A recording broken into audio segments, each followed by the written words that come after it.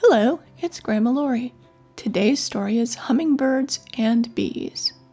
It was springtime, and Baby Hummingbird was finally old enough to fly alongside his mom and dad. He couldn't wait. He'd heard all kinds of stories about the hummingbird feeders in the yard up the street. As the three flew toward the house, Baby asked, "Papa, what does the nectar taste like?" Mr. Hummingbird paused for a moment and said, "It's like nothing you've ever tasted before. Not that you have that much experience. It's sweet, but not too sweet. It's just right to give us the energy we need to keep our wings flapping." As they approached the feeders, Baby could smell the sweetness. "Oh boy, this is going to be good!" The family drank and drank from the feeders, flitting around the backyard between them.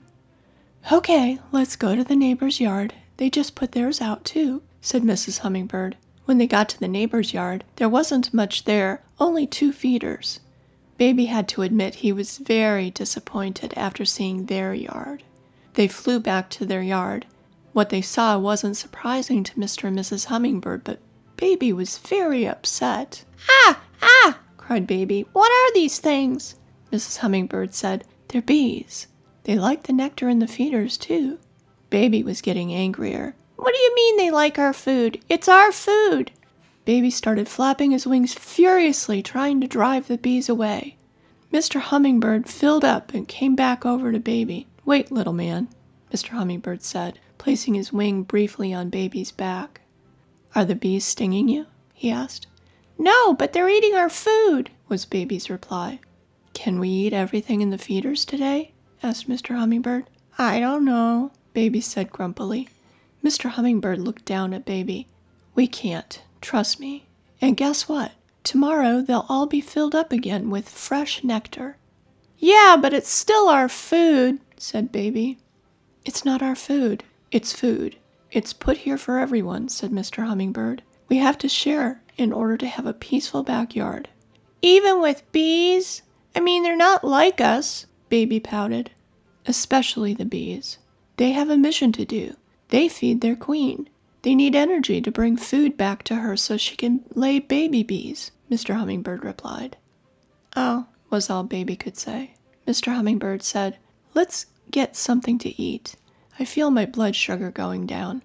There's plenty for everyone." As they flew back toward the feeders, the bees surrounded them, each trying to get more food. Baby put his beak into the feeder and took a big drink. It was wonderful. How had he missed this his entire life? Before long, the buzzing of the bees around him didn't seem to bother him. The bees would gather underneath the drinking pads and gulp as much as they could, only to be replaced by other bees. There were so many of them. As the hummingbird family got ready, Baby turned back and said, "Bye, Bert, Benny, Buzz, Buster, and the rest of you. See you tomorrow," Mrs. Hummingbird said as they flew away. "Looks like you've made some friends, Baby."